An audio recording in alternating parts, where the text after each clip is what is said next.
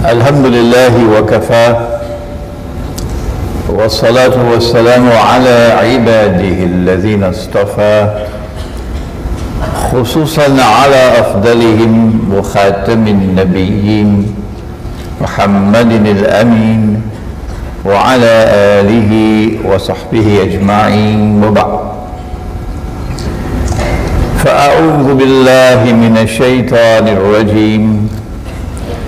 بسم الله الرحمن الرحيم. ونزلنا عليك الكتاب تبيانا لكل شيء وهدى ورحمة وبشرى للمسلمين. صدق الله العظيم. Surah Al-Nahl of the Quran, Surah number 16. And Allah subhanahu wa ta'ala declares,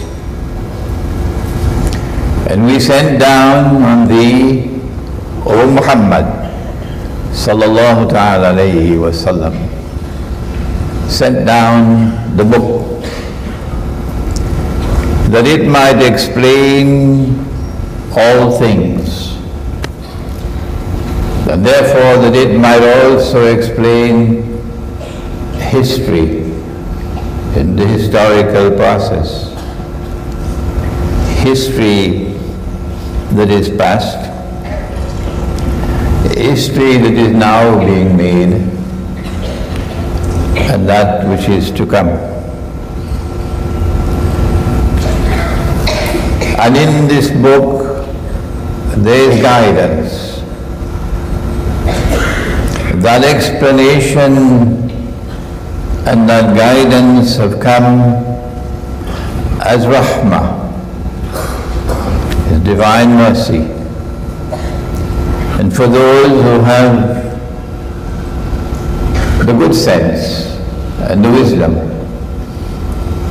to go to the book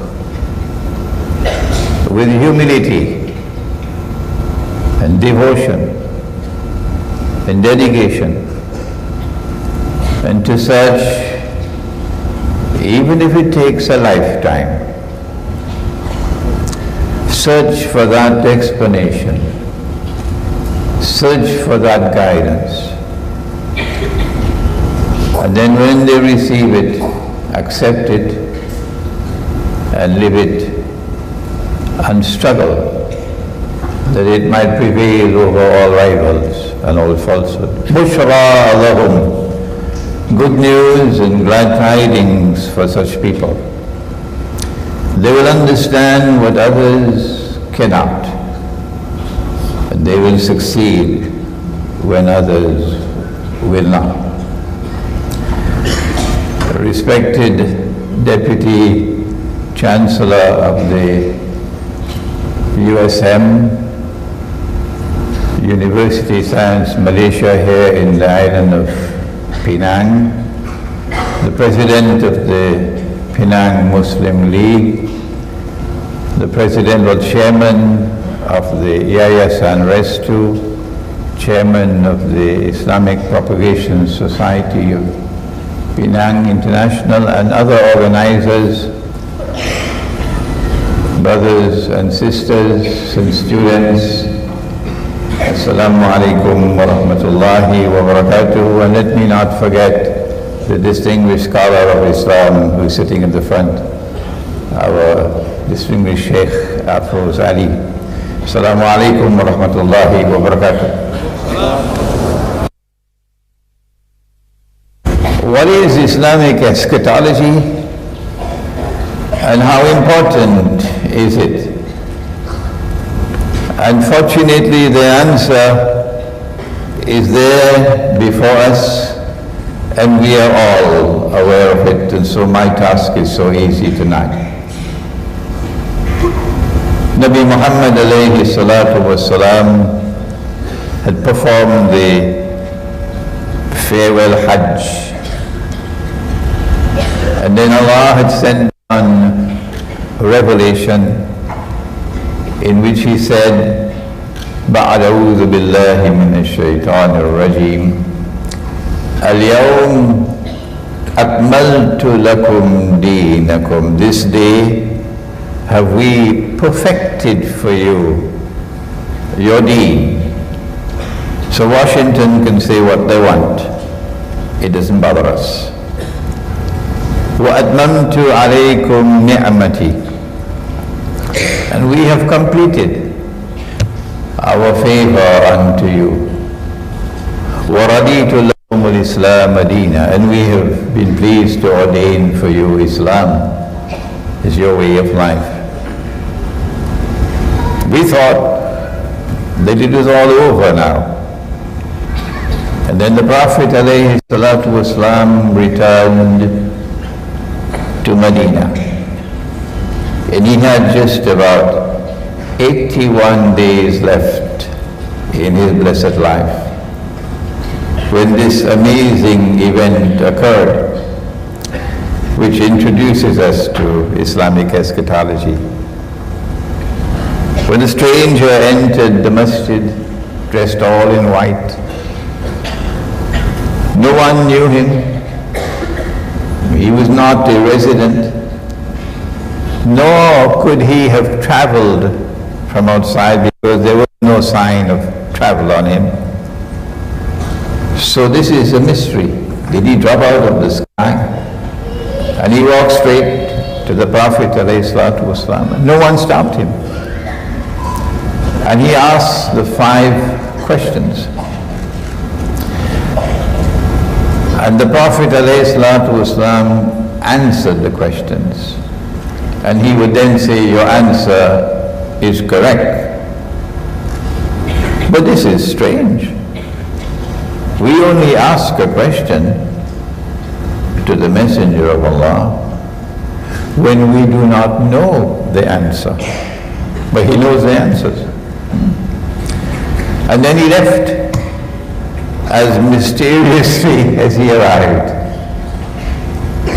And then the Prophet ﷺ turned to Umar radiallahu ta'ala. Do you know who he was? And Umar radiallahu ta'ala who said, Allah and his messenger know best.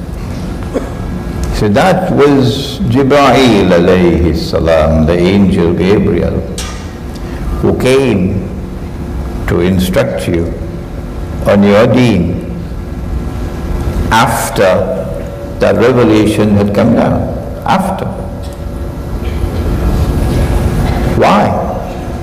There must be something of paramount importance that Allah should send Jibreel alayhi salam in this dramatic way, in this, to use another word that you are familiar with, in this unforgettable way. You'll never forget it. What is it in this visit that is so important? The first 3 questions pertain to the stages of growth. That when you have declared the faith, there is but one God, and there is no God beside him. And this head which bows in worship before the one God should not bow elsewhere, for that is an unforgivable sin. And that Muhammad, Allah's blessings be upon him, is the messenger of Allah. And that you should fast in Ramadan, pay the zakat, etc. And then what is faith? Iman, it is in the heart. It is when belief travels and penetrates the heart that you have faith. And so religion is not meant to be left only on the lips. You know, you drive to work, you drive back home, you have nasi biryani for dinner, sit down and watch TV and go to sleep. And that's life. No. Religion is meant to be lived. And sometimes when you want to live the truth, you've got to pay a price for it. Sometimes when you want to live the truth, you got to pay a price for it, particularly in this age. But that's not the end of religion. There is a higher stage. And there are those in this gathering here tonight, I understand the hall has a capacity of 2,500 and you hardly have any seats that are vacant. We might have some 16 and 17 years old tonight. And so I speak to you tonight, if you are 16 and 17, that there is a higher stage of religion. When he was asked, what is al-ihsan? And he replied and said, أَن تَعْبُدَ اللَّهَ كَأَنَّكَ تَرَهُ, that you should worship Allah and serve Him as though you were seeing Him. But we can't see Him with these eyes. No. لَن تَرَانِي, he said to Musa alayhi salam. No, you cannot see me with these eyes. Well then, how can we see Allah? To worship Allah as though you're seeing Him, that is epistemology, the branch of knowledge which studies knowledge and how knowledge is acquired. And that is at the heart of eschatology.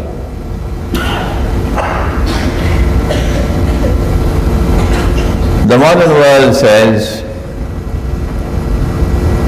that knowledge comes only from observation, from rational inquiry, from experimentation. But the Quran says no. The Quran says that there is external knowledge and there's also internal knowledge. That we have external eyes and we also have internal sight. Internal sight. I wish I could shout it out for those who still cannot hear, because they've been so secularized. Allah speaks in the Quran and He says, أَفَلَمْ يَسِيرُوا فِي الْأَرْضِ, will they not travel to the earth? Perchance that by traveling the dead heart might come alive. فَتَكُونَ لَهُمْ قُلُوبٌ يَعْقِلُونَ بِهَا أَوْ آذَانٌ يَسْمَعُونَ بِهَا فَإِنَّهَا لا تعمى الأبصار ولكن تعمى القلوب التي في الصدور. It's not these eyes which are blind. No. What is blind is the heart which is inside the chest. And so we have a different epistemology. We have an epistemology which says the knowledge also comes internally. Unfortunately, that's not taught in universities, and I'm conscious that I am the guest of a university tonight. The highest stage of knowledge, of religion, the highest stage of religion, and every Christian will agree with me, and every Jew will agree with me, and every Hindu will agree with me, and every Buddhist will agree with me. The highest stage of religion is to be able to see with the internal eye, with the heart. And then came questions 4 and 5, which is eschatology. When will the last hour come? Oh, I see. History is not endless. There is going to be an end to history. What are the signs of the last hour? Alamat as-sa'ah. This is the subject matter of eschatology. You cannot study eschatology with simply a declaration of faith. You need more than that. You cannot study eschatology simply by living the faith with sincerity and devotion. You need more than that. To study eschatology, you have to reach to the highest level. But the heart must also see. And the heart can only see when there is nur in the heart. Nur or light. And nur is not sold in the stock market. يَهْدِ اللَّهُ لِنُورِهِ مَن يَشَاءُ. Allah guides to His nur whomsoever Allah chooses to guide. And just remember, if you're 16 or 17, that the sexual revolution has not come by accident. That sex is not available today like sunshine just by accident. No. The reason why we have universal zina around the world today is because when you walk the road of zina, your nur will go. And you have only darkness inside of you. This is Islamic eschatology. This is the importance of the subject.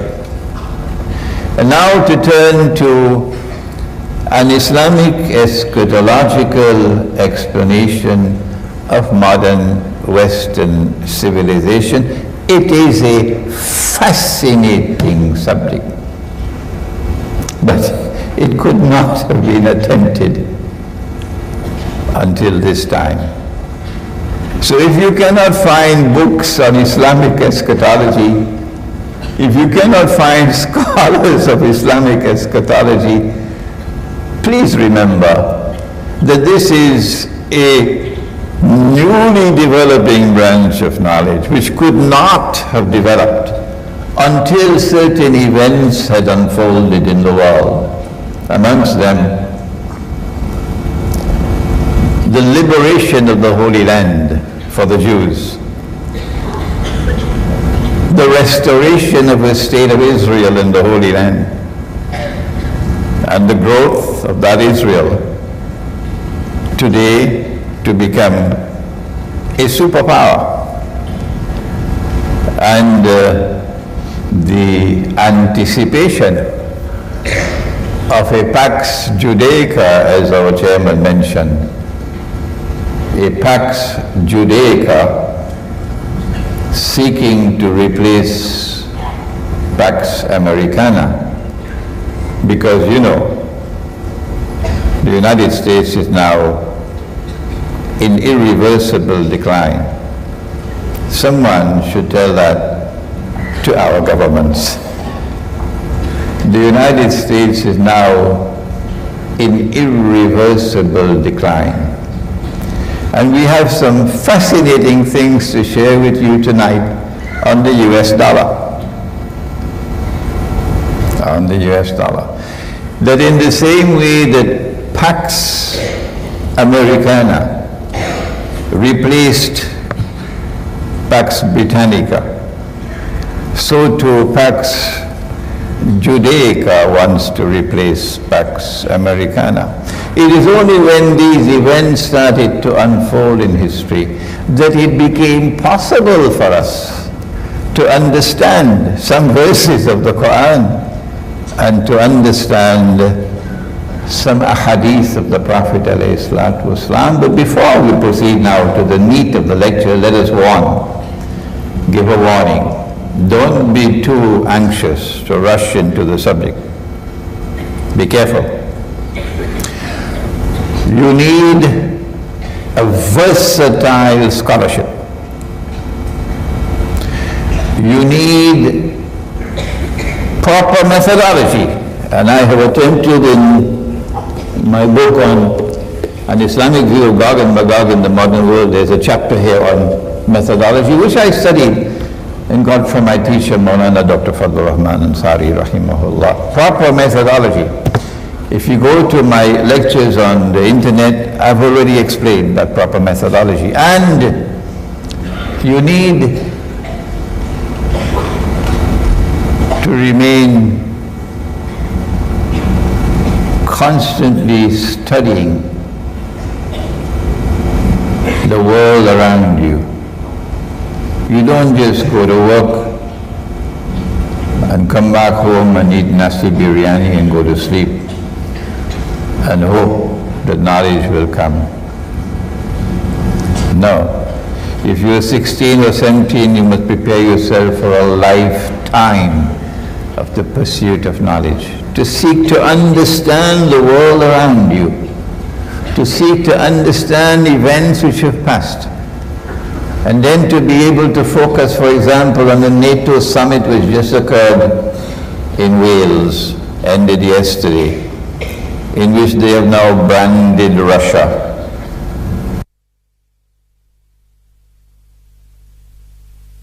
News, we always knew that NATO was there for Russia, but they have PhDs in deception, and so now it's inevitable. The nuclear war is inevitable. If you are focusing your thought on the world around you, you are to study Islamic eschatology. And finally, Allah has to bless you with nur. And Allah chooses whomsoever He blesses with nur. If your job is more important to you, if your promotion is more important to you, if your freedom to fly, so your name is not on a no-fly list, if that is more important to you, then the truth. Go eat biryani.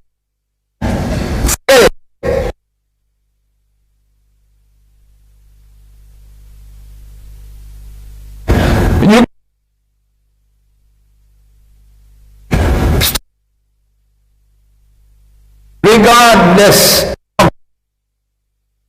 they must say you're a terrorist. They must say get rid of this man. Let them talk.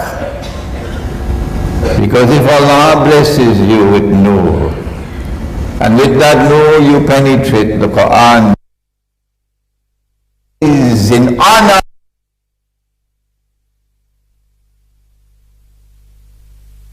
They will remain less than footnotes on the pages of history. And so now let us go to the Quran to understand modern Western civilization. And I now have the impossible task of fitting in into 1 hour what should take about 4 or 5. So Allah speaks in the Quran in Surah Al-Rum. And if I have to cut corners, forgive me because of time. Allah speaks in the Quran in Surah Al-Rum about Rum. The word Rum occurs in the Quran only once. And He says, Alif Lam Mim, غُلِبَتِ الرُّوم. Rome has been defeated. في أدنى الأرض, in the land close by. Rome has been defeated in a land close by. Who is Rome? وَهُمْ مِنْ بَعْدِ غَلَبِهِمْ سَيَغْلِبُونَ. But after their defeat, they will be victorious فِي بِضْعِ سِنِينَ, in just a few years' time. Who?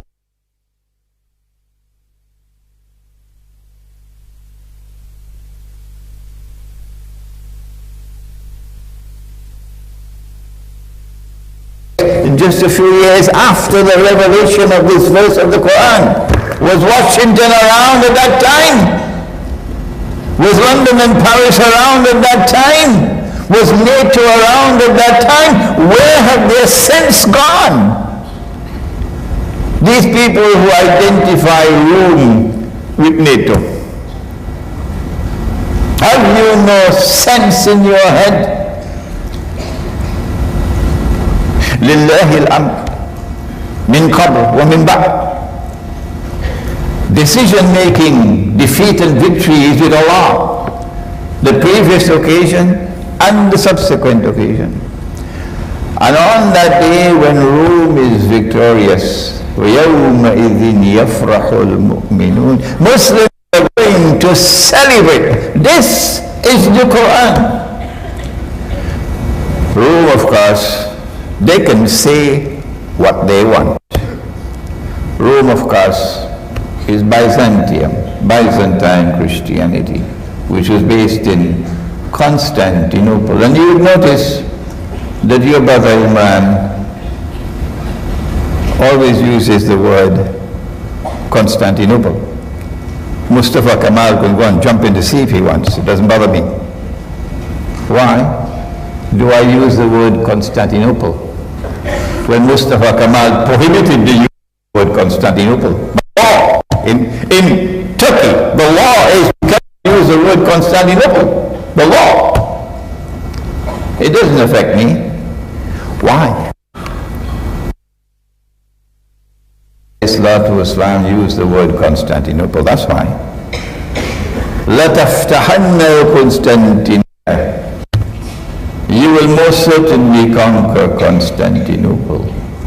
وَلَنِعْمَ الْأَمِيرُ آمِرُهَا وَلَنِعْمَ الْجَيْشُ ذَلِكَ الْجَيْشُ. You will most certainly conquer Constantinople. In Akhir Zaman, not 1452.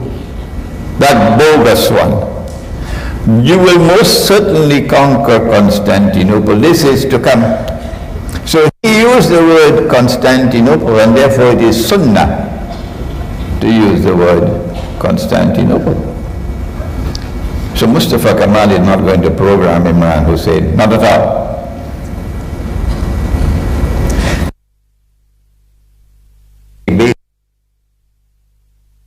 That was Rome. And the Quran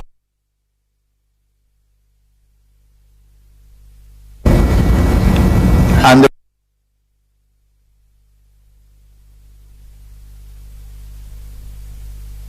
celebrated when Rome was victorious.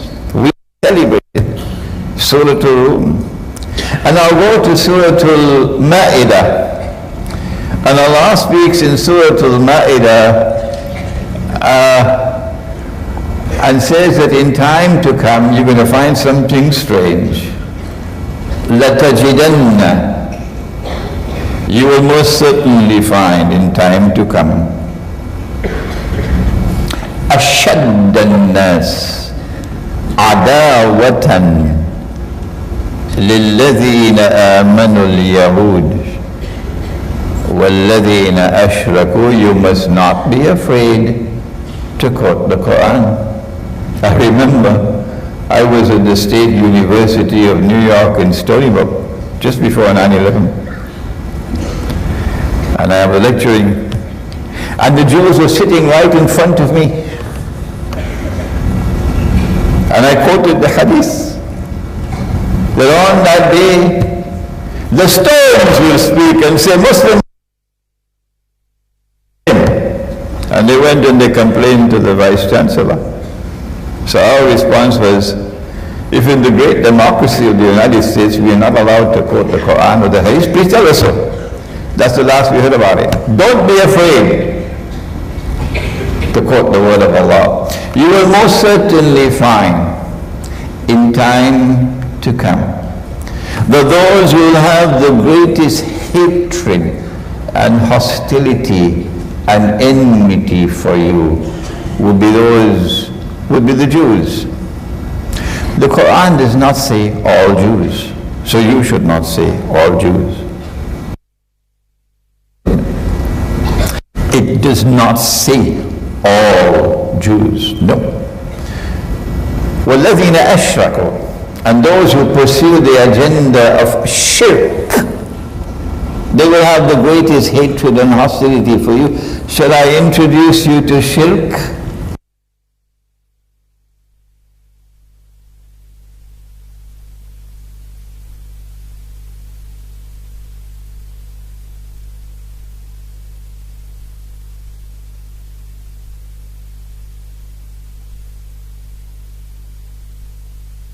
Came down in Surah Tawbah, in which Allah took them to task for worshipping the priests and rabbis. And then a man came to the Prophet ﷺ and said, "O Messenger of Allah, but the Christians and they don't worship their priests and rabbis. How could Allah say so?" Prophet ﷺ replied and said, "Did they not make halal what Allah made haram? That is their shirk. If you make haram what Allah made halal, that is shirk. If you make halal what Allah made haram, that is shirk. And if I follow you in it, I am in shirk as well." And so those who have the greatest hatred for you in their hearts will be those who are pursuing the agenda of shirk. Well, let me tell you what Allah made halal if you didn't know it.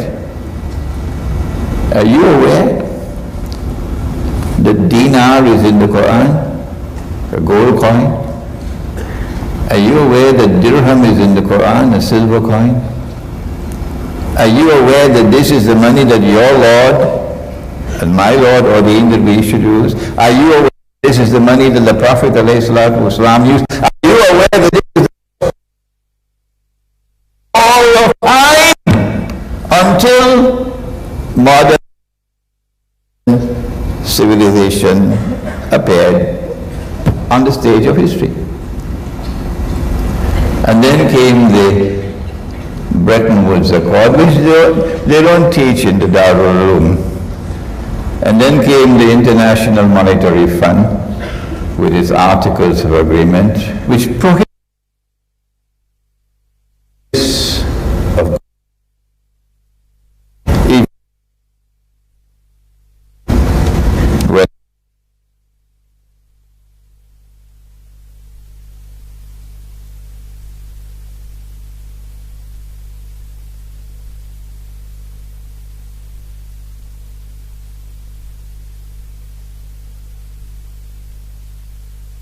talk about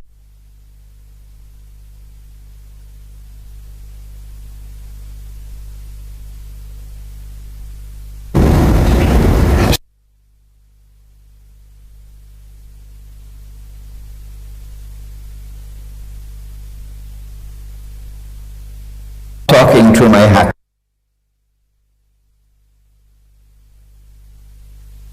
In monetary economic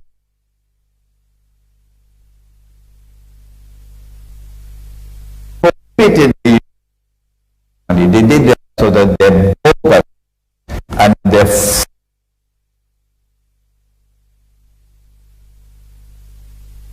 money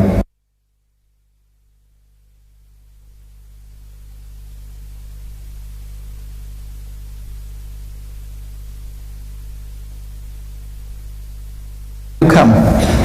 But those who have the greatest hatred and enmity and hostility for you would be the Jews and those who pursue the agenda of shirk. And this is not their only shirk, there are other shirk as well. And you will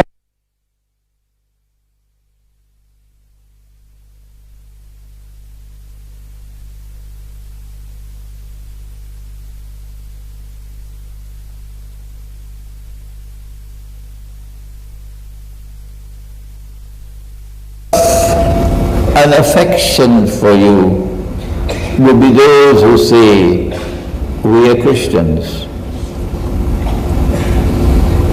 I went to Moscow last year on my first visit, and I was invited to speak on Islamic eschatology at the most famous university in Russia, the State University of Moscow. And if you are 17 years of age and you pursue this subject, one day you will also be honored like that. It is Allah who gives honor and Allah who dishonors. And I found that the Russian scholars of eschatology receive me with so much respect and affection, and they showed such respect and affection for Islam. This was Moscow. You think that could happen in the White House? Who are those Christians who in time to come will be the closest in love and affection for you? Who are those?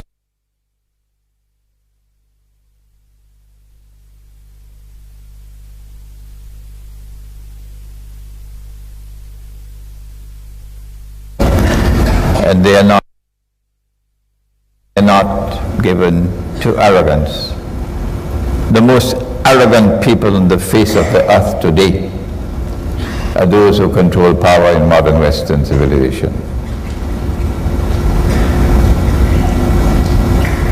And so these Christians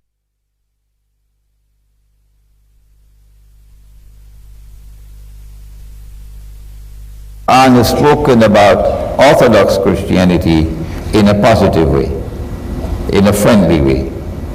And on that day when they are successful, they defeat the Persians, you Muslims are going to celebrate. And so we begin our process of an Islamic eschatological explanation of modern Western civilization by identifying Rome as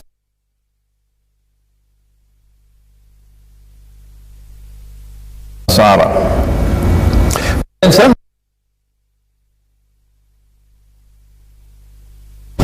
and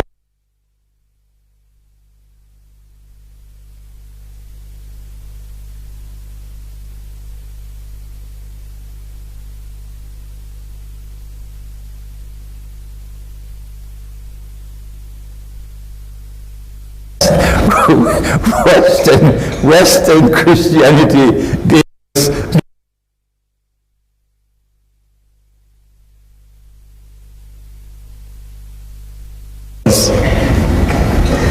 and Christianity in the West gives us this on the 25th of December.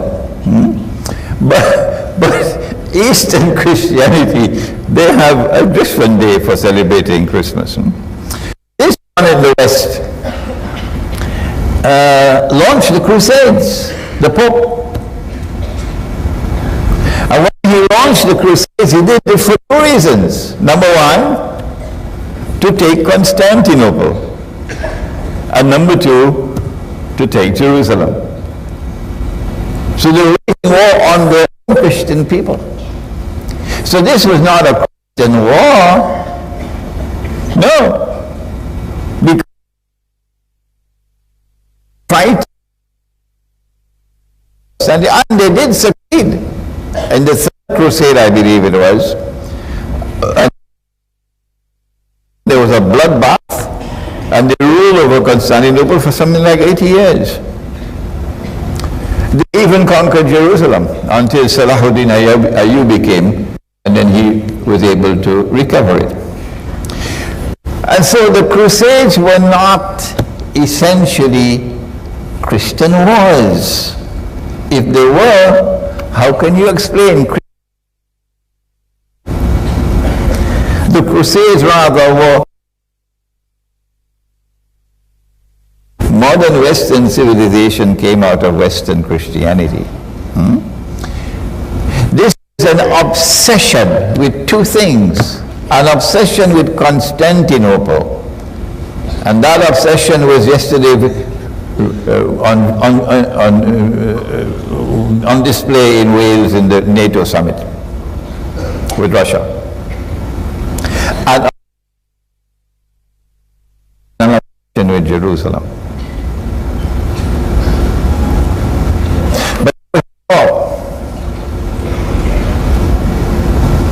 Something strange happened.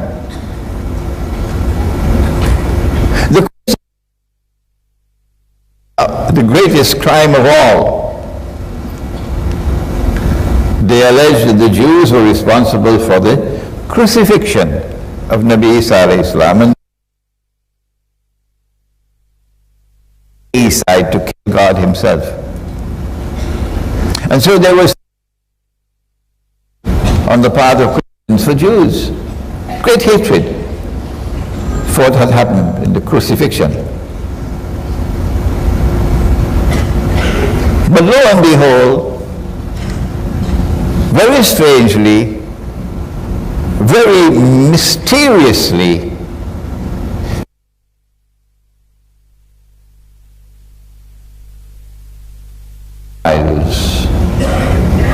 with the Jews. And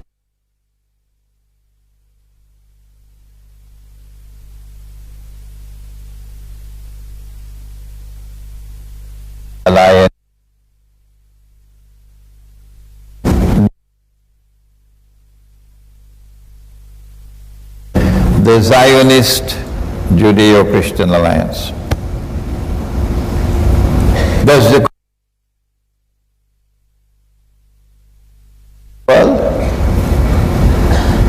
does the Quran have anything to say?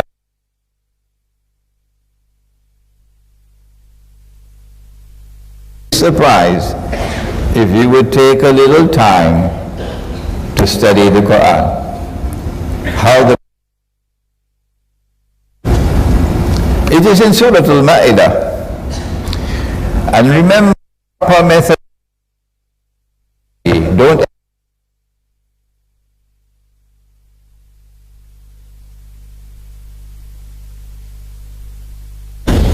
you have to go to the totality of the book. Allah says, He gives a command. Ya ayyuhalladhina amanu, O you who have faith in Allah. لا تتخذوا اليهود والنصارى أولياء. Do not take the Jews, friends and allies in this gathering here today, because there are Christians in Penang. Do not take the Jews and do not take the Christians as your friends and allies.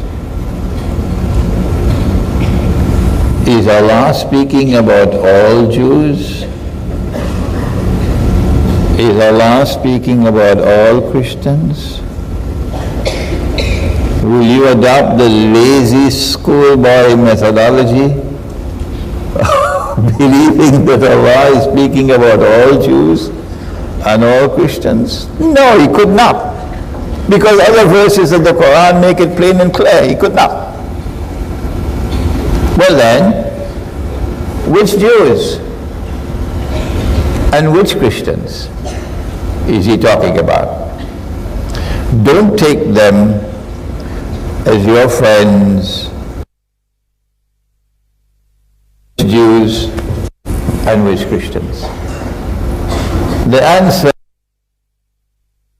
found in the words ba'aduhum awliya'u ba'd. Do not take such Jews and do not take such Christians as your friends and allies, who themselves are friends and allies of each other. The Quran is anticipating, if you'll allow that language, the emergence of a Judeo-Christian alliance. And when that Judeo-Christian alliance emerges in history, then you are commanded by your Lord, and you'll have to answer in the grave if you disobey Him. You are commanded by your Lord, do not be friends and allies of that Jewish-Christian alliance. وَمَنْ يَتَوَلَّهُ مِنْكُمْ فَإِنَّهُ مِنْهُمْ. Whosoever from amongst you turn to them with friendship and alliance, you now belong to them. You've lost your Islam. إِنَّ اللَّهَ لَا يَهْدِي الْقَوْمَ الظَّالِمِينَ. Surely Allah will not provide guidance for a people who are wicked. That Judeo-Christian alliance has a trademark. Its trademark is becoming more and more apparent every day that passes by. Previously it was concealed, and then it emerged with the scientific and technological revolution, which gave them power, military power. A mysterious scientific and technological revolution, and there's nothing which predates it which can explain it. Why is it that Western Europe and not Eastern Europe? Why? Why only Europe? A mysterious scientific and technological revolution gives to Europe military power unprecedented in history. And then they use that power in a wicked way. They don't use power to punish the oppressor and to seek to bring relief to the oppressed. No, they use power to oppress, and they use power against the most defenseless people of all, to persecute, to terrorize, to take from the poor the little that they have. A people with no heart, no sympathy. Wickedness. Surely Allah does not provide guidance for a wicked people. This is one of the reasons why your brother Imran does not put his foot in any territory which is a member state of NATO. That's my choice. You can make your choice. This is Surah Al-Ma'idah. Allah speaks positively about that Christian world. وَيَوْمَئِذٍ يَفْرَحُ الْمُؤْمِنُونَ. Byzantium, Orthodox Christianity, and Russia today is the head of Orthodox Christianity. And then Muhammad alayhi salatu wasalam said about Akhiru Zaman, that in Akhiru Zaman we are going to make alliance with Rome, we Muslims. Today, unfortunately, it's only Shia Islam which is making that alliance.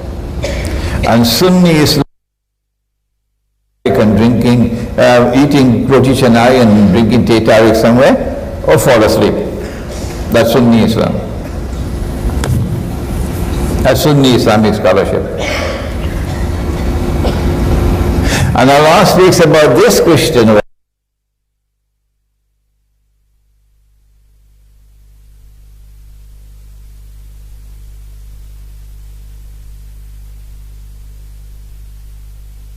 Friends and allies of these people. This is the foundation of an Islamic eschatological explanation of modern Western civilization. Modern Western civilization did not only use power to terrorize the world, waging war all over the world, conquering territories, colonizing them at the point of a bloody sword, including the Malay Peninsula. Innocent people, we didn't do them anything. Yet they came with their armies and they colonized. And when they colonized, they came with an arrogance that they are a superior people and we are the natives. And we must give up our way of dress. And we must dress like them. We must give up our language and we must speak their language. We must give up our roti canai and eat their Kentucky Fried Chicken.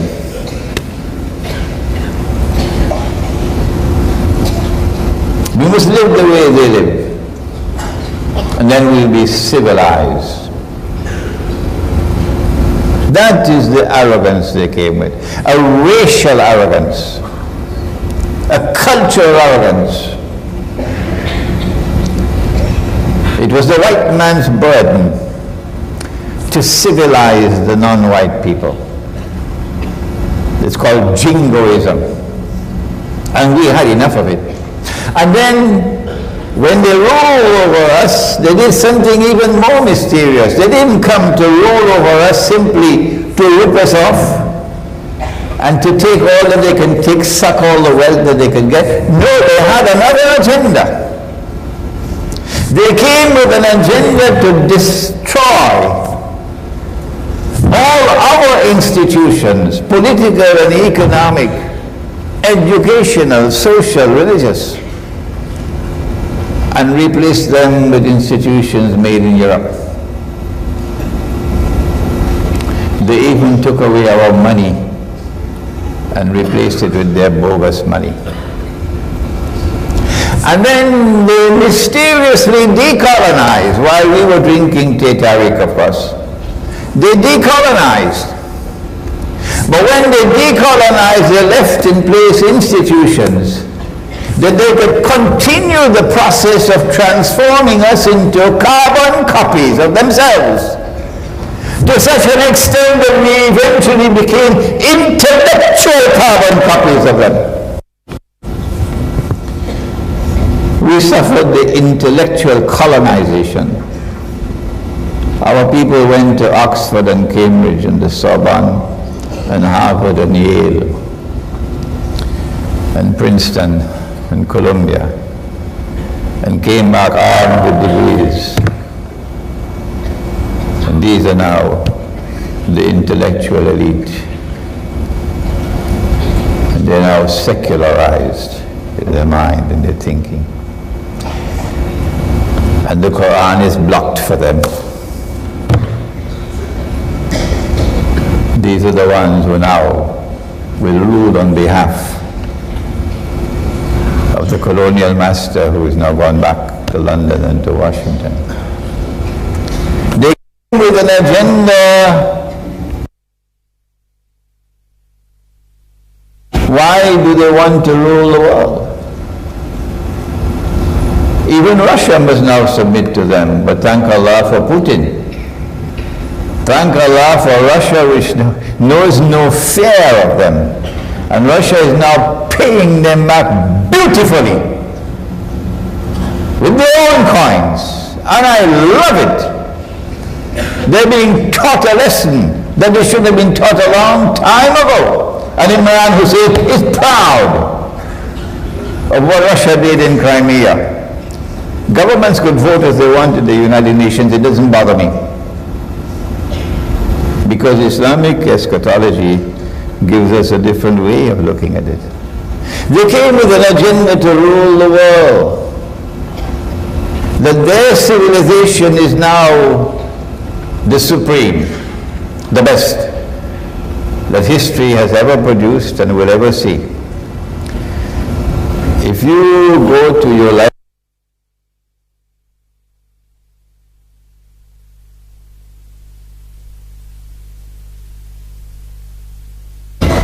look for a book entitled Civilization on Trial.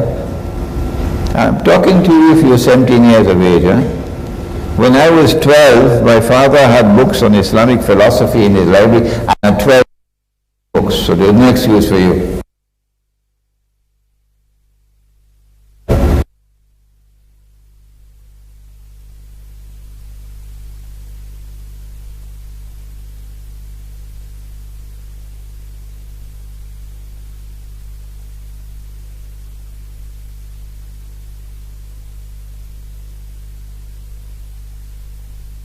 Of the Lord Most High. We are the chosen people. We have to rule the world. The rest of mankind are like cockroaches. Why do they want to rule the world? They now colonize, and then they decolonize, and the modern state has to be dressed up in a jacket and tie, introduced to the United Nations organization, and the United Nations organization has a Security Council, and in the Security Council they got the veto. So it's a world government, and they rule the world. And then they gave us an economy which is now linked all around the world. There's no such thing as an isolated economy anymore. And the link of the economy around the world is called the world economy through the banking system. They gave us the bank. We never had banks before. No. They gave us the banking system. And the banking system is based on something called riba. And if you don't know it, riba is haram. Allah has made riba haram. But tonight is not the time for us to talk so much on that subject of riba.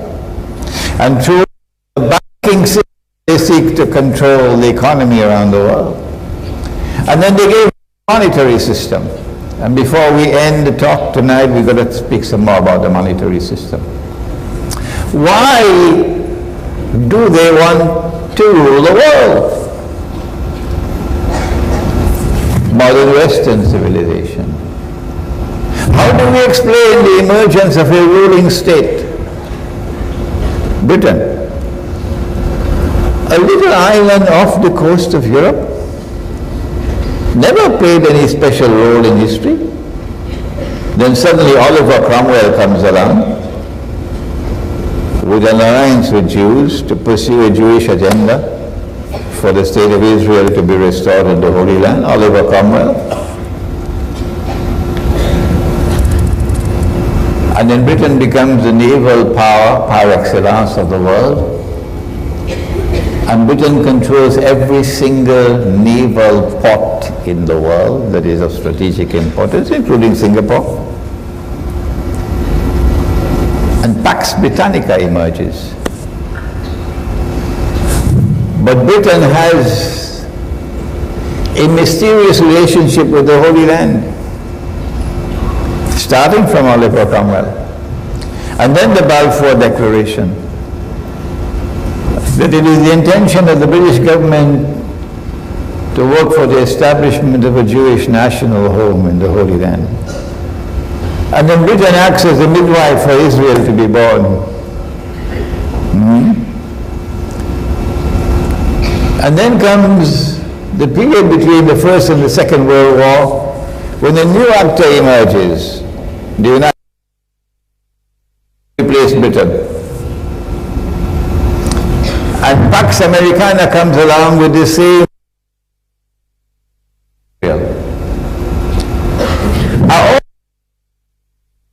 Will you not think? Did the Quran not come لِقَوْمِ يَتَفَكَّرُونَ to a people who would think? Did Allah not send the Quran لِقَوْمِ يَتَفَكَّرُونَ? Did He not send it down to a people who would not only think but think things out? There is an explanation. There is an Islamic eschatological explanation for this obsession of Western Christianity in its alliance with Judaism and modern Western civilization. Russia is not a part of Western civilization. It's obsession to rule the world. And the explanation is in Dajjal. Yes, it's a messianic explanation. The Christians here who in this gathering would know about the Antichrist. Did the Prophet not say, sallallahu ta'ala alayhi wasallam, that when Antichrist or Dajjal is released, he will live on earth for 40 days. Yawmun kasana, a day which will be like a year. Not a day which is a year. A day which is like a year.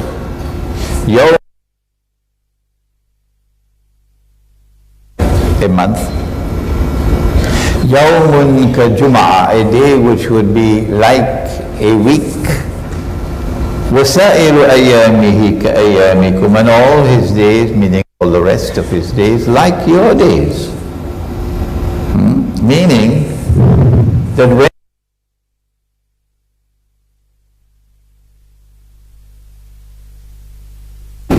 different stages in which he will be in 3 different dimensions of time.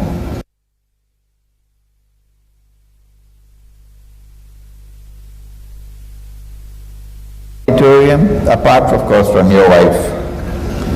Are there angels in this? Some of you are falling asleep, I see. Are there angels in this auditorium? Of course there are angels. Can you see them? No. Why? Because they're not in our world of space and time. Are there jinn in this auditorium? You know, there are a lot of them in Washington. Yes, there are jinn here. But we can't see them. They're not in our world of space and time. So Dajjal is here, but not in our world of space and time. But he's here. He's working. He's operating. I'm fond of saying that I think some of the women are going to be annoyed with me now. Dajjal is a mastermind in deception. I am 72 years of age. I spent my entire life in the pursuit of knowledge. So I'm not speaking these words absent-mindedly. Allah created men to have several wives. Dajjal did an absolutely magnificent job in brainwashing the women of the world, who in turn brainwashed the men. The decent men, respectable men, men who are models of conduct, are men who have only one wife. You don't mind if you have one wife. Dajjal is a mastermind in brainwashing people. You'll be surprised how many of us are brainwashed. When he's released, he'll live on earth for 40 days and he goes through these 3 stages. I came to the conclusion, and you have to go to the book now, Jerusalem in the Quran, for the rest of the story, that when he was released on the island of Britain. And that explains Pax Britannica. And so Pax Britannica represents a day, Pax Britannica is located within a day which is like a year. Don't come and tell me Britain ruled the world for 1,000 years. No, take that nonsense and throw it away. Pax Britannica is located within a day which is like a year. It's not the only thing. And then came Pax Americana, which is now a day which is like a month. In irreversible decline, we can now anticipate that a day which is like a week is about to commence. So we had a first ruling state, and then we had a second ruling state, and they all belong to Western civilization. Control. So when the United States is no longer a ruling state and dies, when will it die? We can't end the lecture before we turn to that subject. Remind me.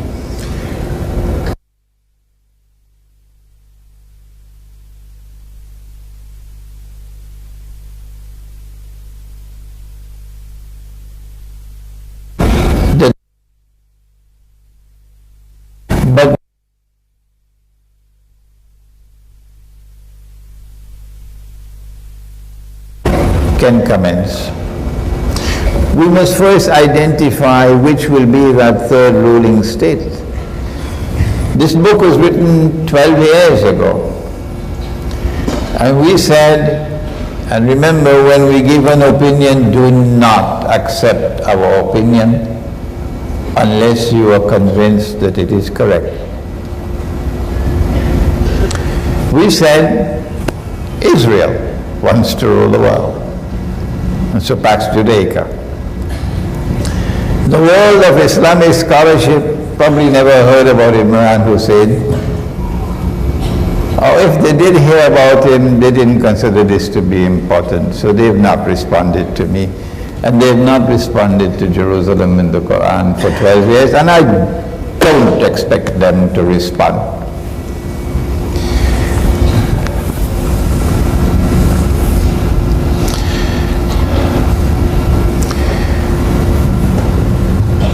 before Israel is small. Before Israel can rule the world, something has to happen to make the world smaller. That's the Malhama. The Prophet spoke about the Malhama. The Christians call it Armageddon. That Malhama is now around the corner. Notice what NATO just did yesterday, branding Russia as the main enemy.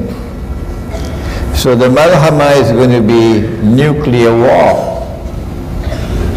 Nuclear war is going to produce all those mushroom clouds, thousands of nuclear weapons exploding. Russia got thousands of her own. And she's going to lose them. She's going to lay off all of them. All of them. When those mushroom clouds come out from the nuclear explosions, my understanding is that is the Dukhan. Remember the 10 signs of the last day? What are they? The 10 major signs. Number 1, Dajjal. Number 2, Gog and Magog. Number 3, the return of Nabi Isa alayhi salam. Number 4, Dukhan, smoke. Number 5, Dabbatul Ard, the beast of the earth. Number 6, that the sun will rise from the west. Number 7, 8, and 9. 3 earthquakes in which the earth sinks and swallows what it swallows. 1 in the east, and 1 in the west, and 1 in Arabia. And number 10, that the fire will come out of Yemen and drive people to their place of assembly. So that one, the smoke, Dukhan, my opinion is that this is the Dukhan, the mushroom clouds from the nuclear explosions which are coming.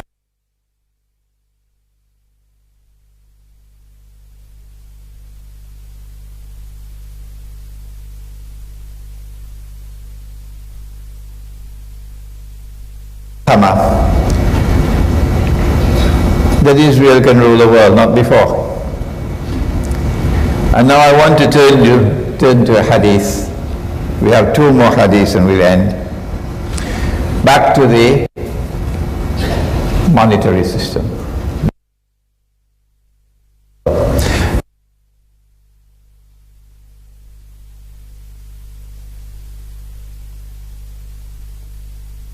Is Furat.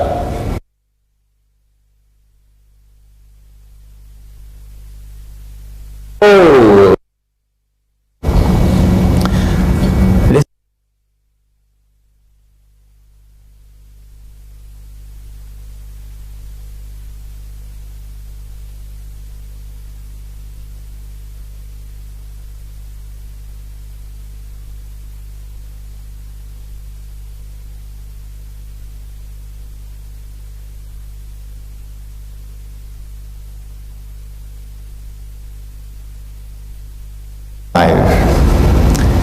and most gold.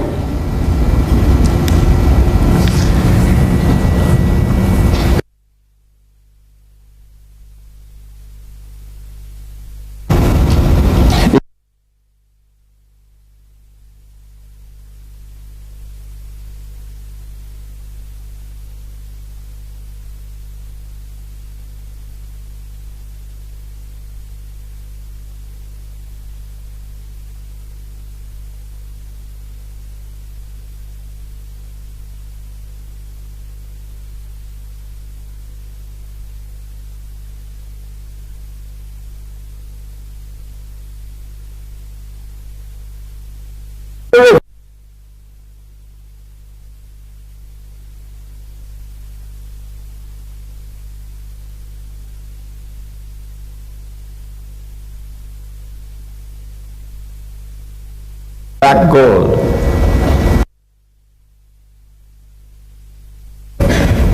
It will go up, reach a peak, and then come back down.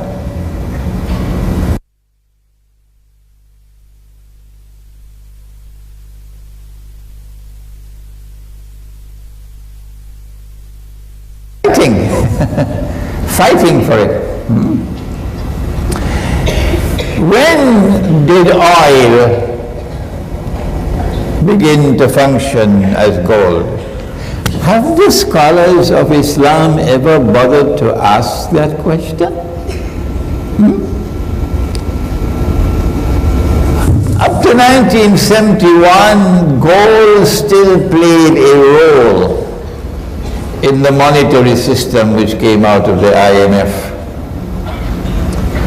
But in 1971, largely because of Charles de Gaulle, France kept on plugging away in attacking this unjust monetary system which came out of Bretton Woods and the IMF, and we don't have the time tonight to explain it. And eventually, when the French demanded that US dollars be redeemed for gold at $35 an ounce, kept on then in September 71, the Americans had enough. The Vietnam War had broken the bank. And Richard Nixon retired to Camp David and then on Sunday declared, well, we gave our word that the monetary system will be based on gold and that all US dollars will be redeemable for gold at $35 an ounce. We gave our word, but we don't have to keep our word. After all, we're Americans. And so the United States reneged on its obligations under international law. And from September 1971, the US dollar was in no man's land. And if de Gaulle was still alive, he probably could have given it caused it to collapse. But de Gaulle had died. From 71 to 73, they planned. In 73, they had the Arab-Israeli war, and on both sides of the war, and they caused the war to withdraw. And before they knew that Faisal was going to impose an oil boycott, they knew that, and they wanted it to happen. And when in the war, what happened to the price of gold, price of oil?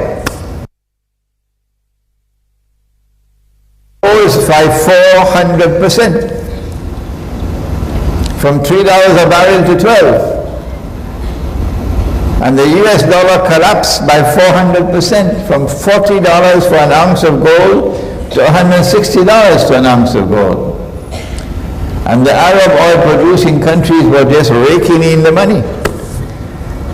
And then Kissinger made his most brilliant diplomatic move ever when he went to Faisal, and he made a deal with Faisal, rahimahullah, that if you would commit yourself to sell oil for only US dollars, nothing else but US dollars, I tell you that the money you're now getting is peanuts from what you're going to be getting in the future.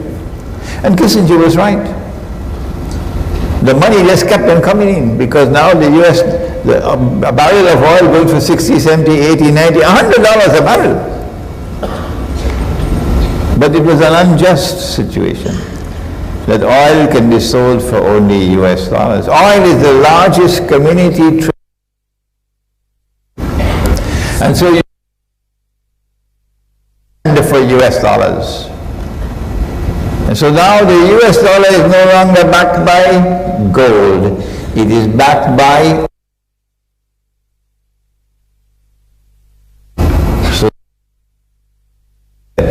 the ocean of oil is now functioning as a mountain of gold, with the petrodollar emerging in 1973. So what about the people fighting over it? And 99 out of every 100 would be killed. Answer? They're going to fight for the preservation of the monetary system. That's what the fight is going to be about. And the biggest challenge to the monetary system has come from Russia. It was a Russian initiative to reach out to China and to India and to Brazil and to South Africa to create BRICS. While we in the world of Islam were drinking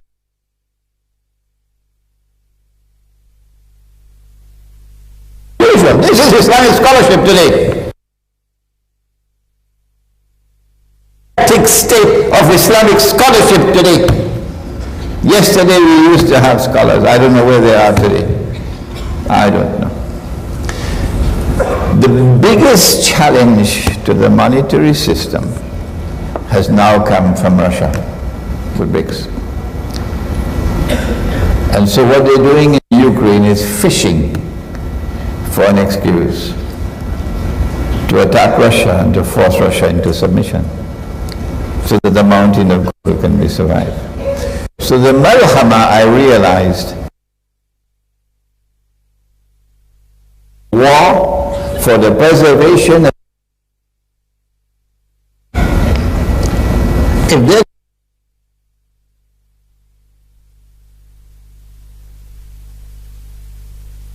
is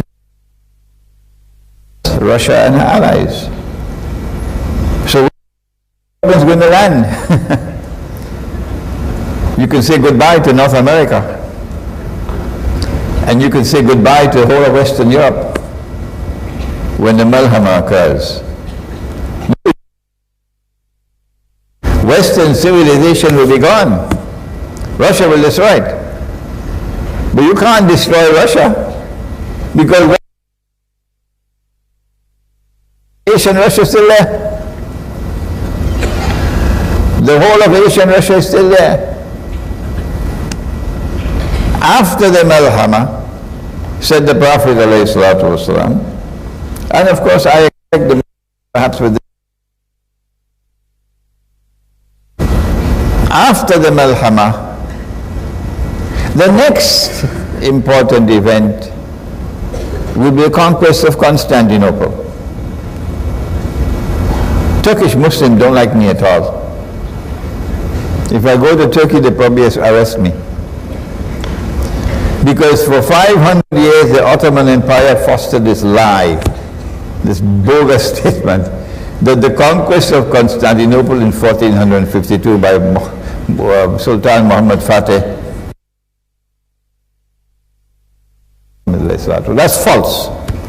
The malhama is still to come. And the conquest of Constantinople comes after the malhama. What is there important about Constantinople? That a Muslim army should want to conquer Constantinople after the malhama? Answer: there's only one military significance of Constantinople, and that is the Bosphorus. That's all. That's all. Naval power. Naval fleet. And so we've come to the conclusion that Russia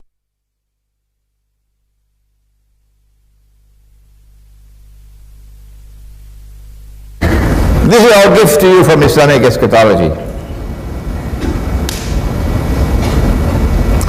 Whether the monetary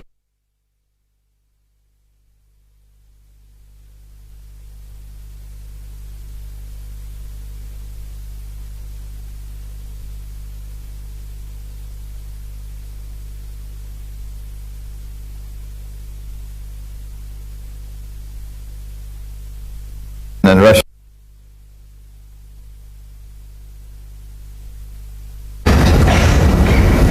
Well then, how will the money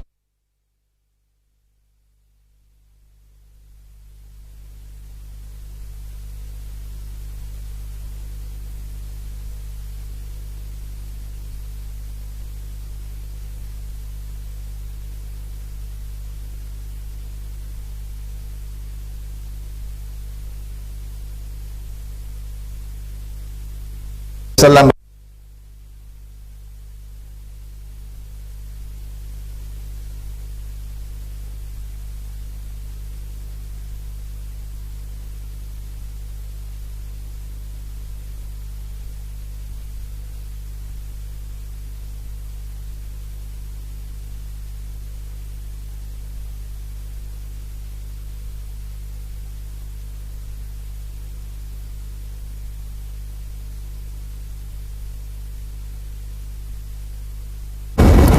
until I went to Jakarta last month for a retreat on the Muslim village.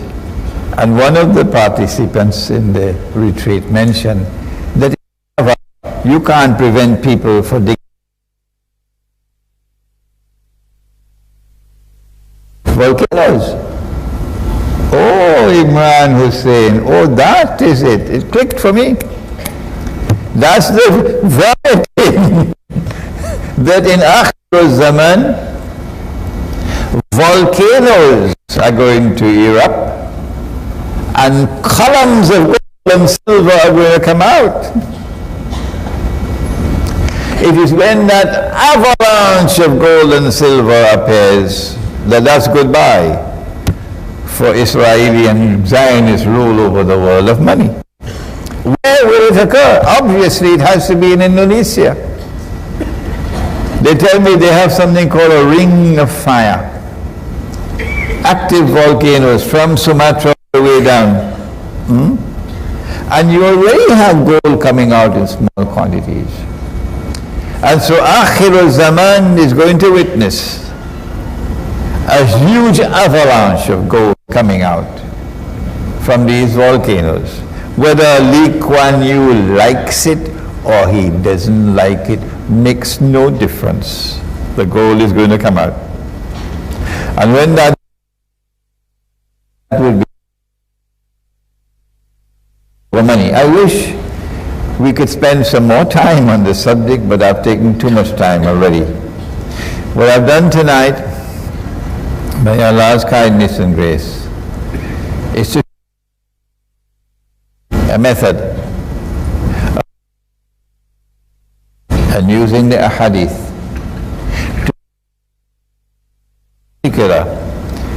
to explain the phenomenon of modern Western civilization. To warn you of Allah's command, don't take them as your friends and allies. And so we have to find a way and means to return to dinar and dirham as money. I hope and pray that tonight in this hall somebody, some group of you might be touched in your hearts and establish an institution to Islamic eschatology.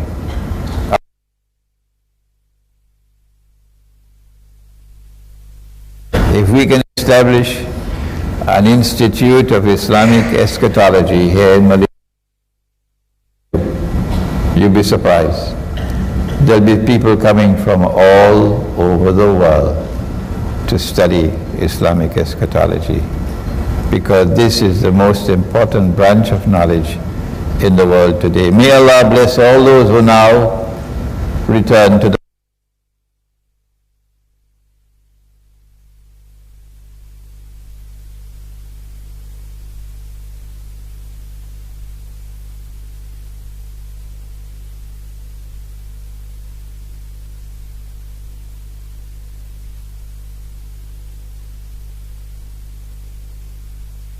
إنك أنت السميع العليم وتب علينا يا مولانا إنك أنت التواب الرحيم برحمتك يا أرحم الراحمين آمين.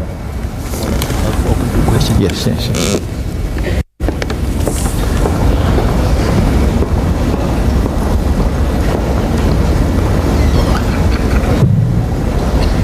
Jazakallah, Maulana Sheikh Imran Hosein. We invite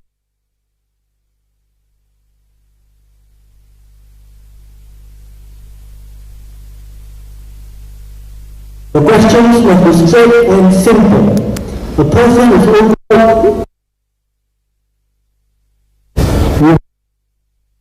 controversial or questions not related to the topic. Maulana Sheikh Imran will reply in short and simple, and also to allow as many questions as possible. Thank you for the participation of all in the session. We have 2 microphones placed in both sides of the hall. For those who would like to ask questions, please come down. We have our first question here on the right. Assalamu alaikum and very good evening to everyone. My name is Hossein. I'm a student from USM, from the Faculty of Computer Science. I would like to ask a question on the allies between the Jews and the Christianity. In our context, for a teenager like myself and the students here, I think we are all very free and we are not tied anymore to our parents and families.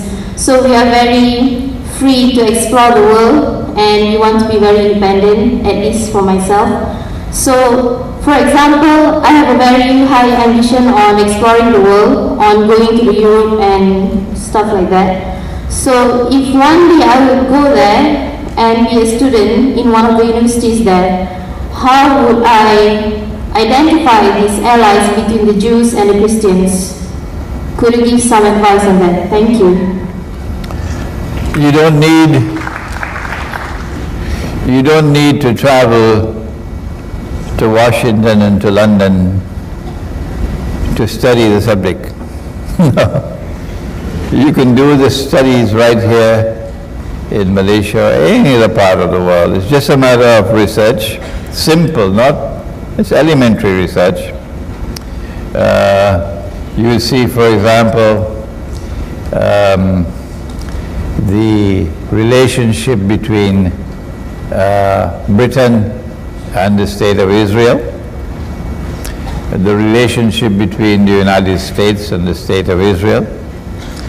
And in these two alone, Britain and Israel, United States and Israel, you will see the link between the two. Then look at the Christians, fundamentalist Christians in the United States, for example, and their support for the State of Israel.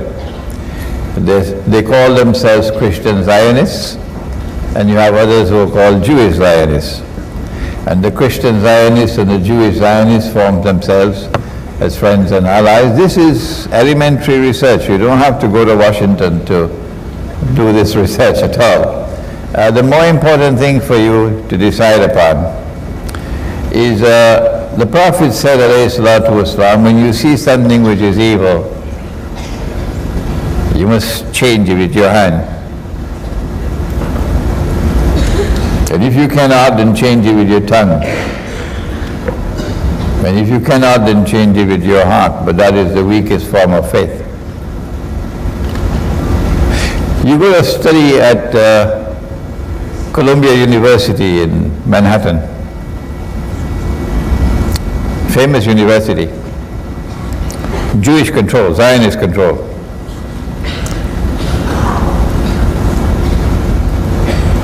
And the United States government and its supporters are waging war on your people. Unjust war. There are three kinds of lies. There are simple lies, there are monumental lies, and then there's 9/11. And they blame 9/11 on us, Muslims and Arabs. And you know it's a lie. It's false. The evidence is already there. Most Americans believe the American government is lying on 9/11. But you go and you remain in the United States. In order to do your studies there, you got to keep your mouth shut. Because if you stand up and say 9/11 was not done by Muslims, no, that's the Israeli Mossad. Would you be able to continue your studies? No. Your name will probably be on a no-fly list. So in order to be able to pursue your studies in the United States, you got to put your tail between your legs and keep your mouth shut. There's no integrity in that. Now, had I remained, I had a US green card. I left the United States 2 weeks after 9/11. I had a very high profile in New York. And my profile was rising over the United States. I left the United States 2 weeks after 9/11. I never put my foot in that country again. Why? Not because I did not benefit from my stay in the United States. I benefited tremendously. I learned a lot while I lived in the United States. But I knew that I would not have the freedom anymore. And for me it was more important to be in a place like Malaysia. And the government of Malaysia has never even once placed any obstacles in my path. Preaching Islam and teaching Islam. Never once in the 22 years I've been visiting this country. But if I were to preach Islam the way I do, would I survive in the United States? There's something called integrity. There are things in life that money cannot buy. One of them is integrity. So you've got to choose whether you want to get the university education in the United States and keep your mouth shut, or you prefer integrity and to stand up and call a spade a spade. The choice is yours. Assalamu alaikum everyone. My name is Imran Hosein. I am from the School of Social Science. I would like to ask a question regarding the Russian Prime Minister Vladimirovich Putin, aka Putin. President. Russian president. Yes. What did he actually do to cause a serious backlash to Western policies? I just need some highlighted examples. Thank you. Please go and do some research on something called BRICS, B-R-I-C-S,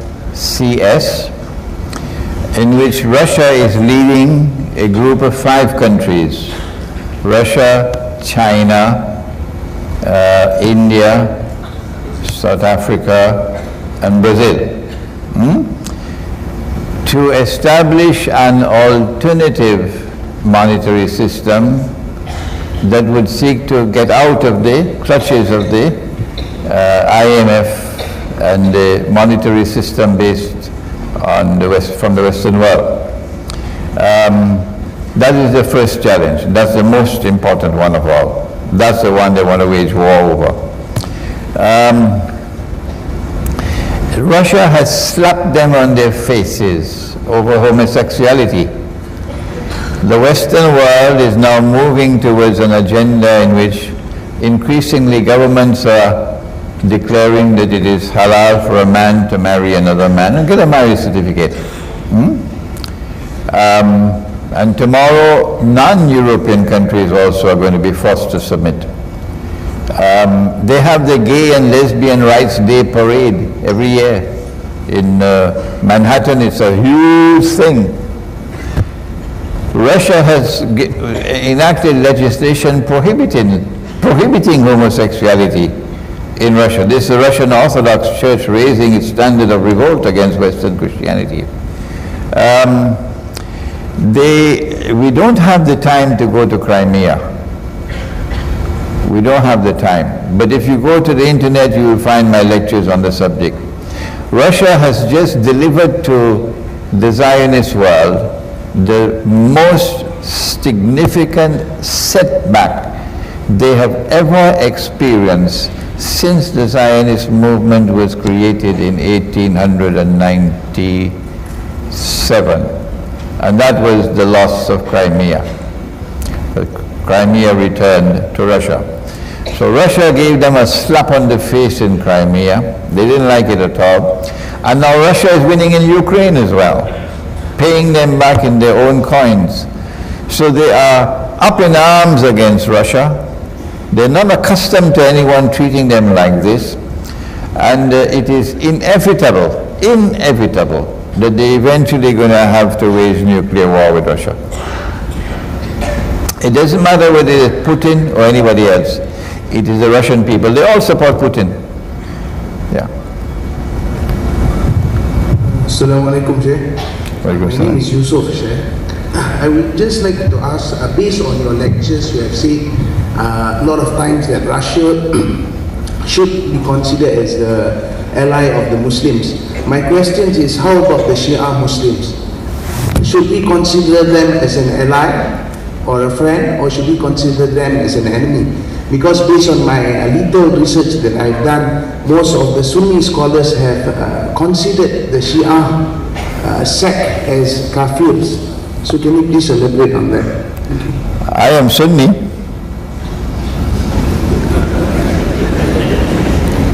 I had a great Sunni scholar as my teacher. He had a very great Sunni scholar as his teacher. We never spoke about Shia as kafirs, kuffar. So, I don't think it's right for you to say that's the way the Sunni world operated. If the Sunni world considered the Shia to be kuffar, then can you answer me? How do you explain that for more than 1,000 years of our history, no matter who ruled over the Hajj, the Shia were never prohibited from performing the Hajj? How can you say that the Shia are kuffar and you have never done anything to prevent them from performing the Hajj? You've never raised your voice to say they should not perform the Hajj. You've never demonstrated on the streets to say they should not perform the Hajj. Where is your fatwa of kufr? It's a joke. It's a joke. The Hajj is coming. Nobody is protesting anywhere on the face of the earth about the Hajj, Shia performing the Hajj, and yet fatwa of kufr. It's a joke. No. Those who want to consider the Shia to be kuffar, that's their choice. We say no. For a fatwa of kufr to have validity, it must have ijma' al-ummah. And we've never had ijma' al-ummah. No. I went to Iran for the first time last year, and I engaged with the ulama. There was one session, about 40 of them, and they were all scholars of ilmu akhirul zaman, all of them. And while we did differ with each other, I tell you it was a very respectful discussion and a very friendly discussion. And at the end of it all, we remain as brothers. That's how it happened in Iran. Okay? It is something strange to me that Iran is the one which is maintaining closer ties with Russia and with Eastern Europe, with Rome. Whereas the Sunnis are beating the drums of war against Russia and against Rome. The last one, the last drum being beaten is the Hagia Sophia Cathedral. Hagia Sophia in Constantinople is the most important cathedral built by Orthodox Christians. It functioned as their major cathedral for 1,000 years before the Ottomans conquered Constantinople. And when Sultan Muhammad Fatih conquered Constantinople in 1452, the first thing he did, to the eternal shame and disgrace of this ummah, and I choose my words with great care.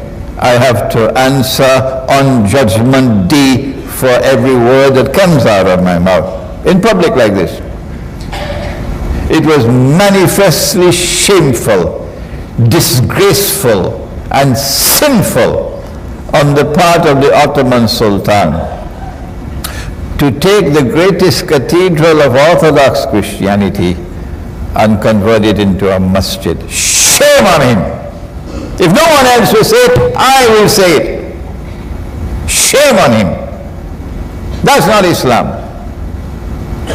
And on that day when we conquer Constantinople, inshallah, in future, we'll return that cathedral to the Christians. We'll offer an apology to them for what we did. And we will restore the name of Constantinople to the city, because that's the name that Nabi Muhammad ﷺ gave to the city.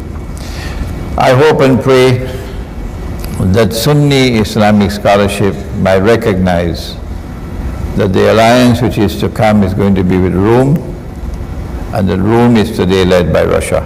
And Russia is returning, leaving communism and returning to Orthodox Christianity. Yeah. Due to time constraint, we will only allow one last question. The lady on the left. Okay, thank you. Assalamualaikum, Sheikh. This is such an honor for me because the first time I saw in KL, so this is the second time I meet you here. I have one question. Libya is in the current state because Muammar Gaddafi was also intended to introduce the dinar in the oil trading. Can you comment on this? Thank you.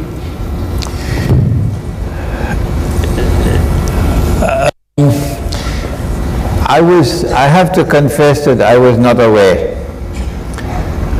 of the Libyan government's intention of introducing a gold-backed monetary system for Africa. I was not aware of this, okay? And most certainly, this would be one of the reasons why they wanted to get rid of Muammar Gaddafi. As soon as they got rid of Muammar Gaddafi, Libya went back into their arms.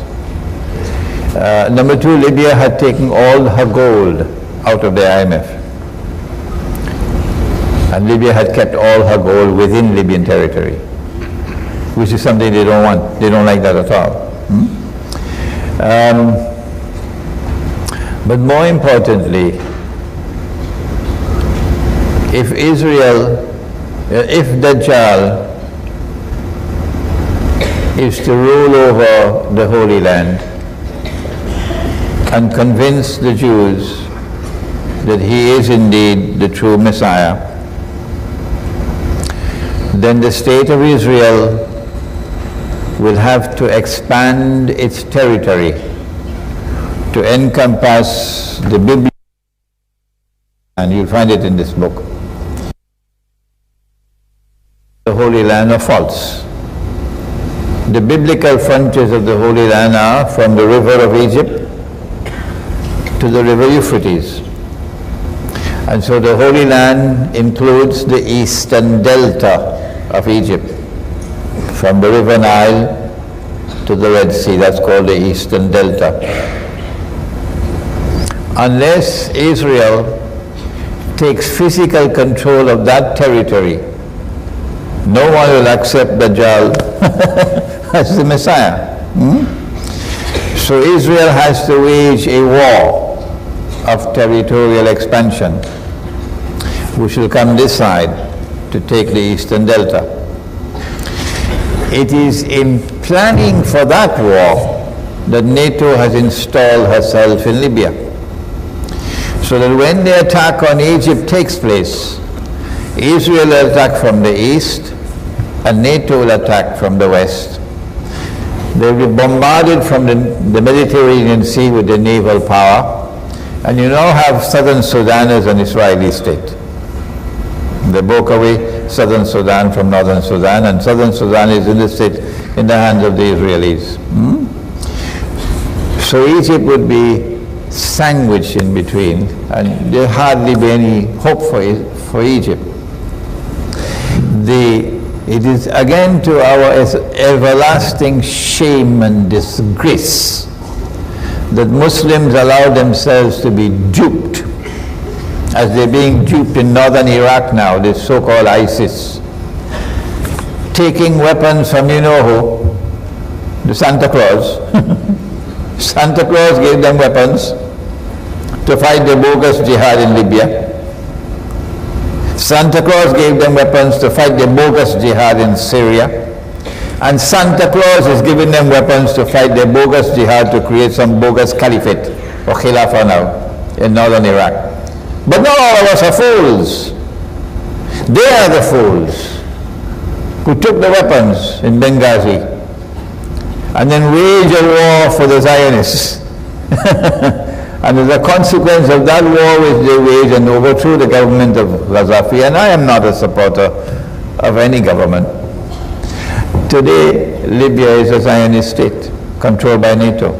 That's the folly we have when we have fools waging a bogus jihad. Thank you to those who have asked questions. And we, the organizers, would like to say that there is a remarkable similarity between Islamic eschatology and the eschatology of Orthodox Christianity. And this has already been recognized. amongst the highest centers of learning in Russia today. Indeed, both Islamic and Orthodox Christianity speak with one voice of an end-time conquest of Constantinople as an event that will occur immediately after the Great War of Armageddon. Malhamah takes place. Islamic eschatology recognizes that the Great War is now just around the corner. Indeed, Islamic eschatology is this time to be recognized as the most important branch of knowledge in the world today. In aspiration that the end-time generation be properly educated in the epistemology of Islam, Maulana Sheikh Imran Hosein is today dedicating his efforts in the development and implementation of the Ansari Institute of Islamic Eschatology in Malaysia and other parts of the world. Thank you, Maulana Sheikh Imran, for the insights of Islamic eschatology intellectually delivered in just around the 2 hours lecture. I now welcome our MC, Encik Zainal.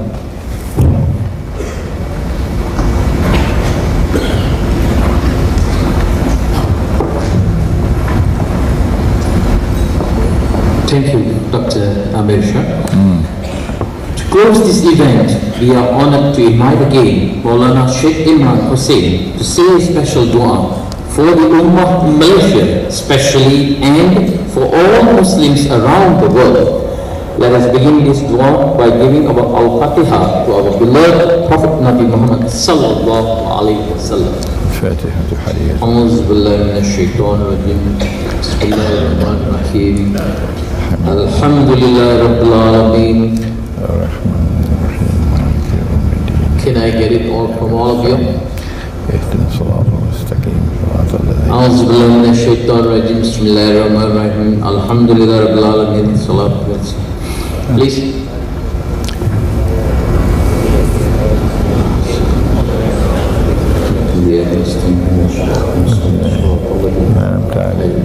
غير المغضوب عليهم ولا الضالين آمين.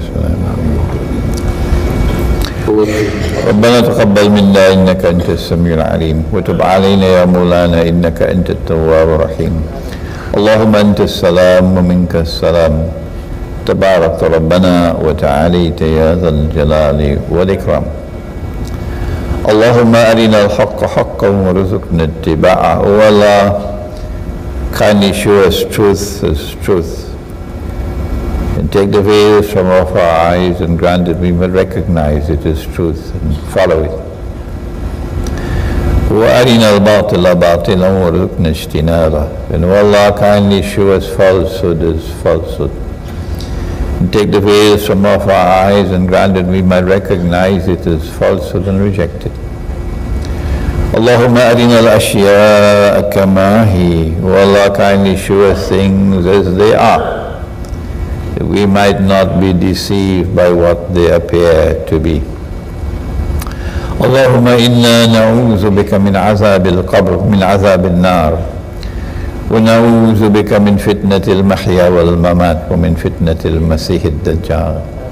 We pray to thee, Allah, for the nur. We wish to be able to recognize the fitna of Dajjal.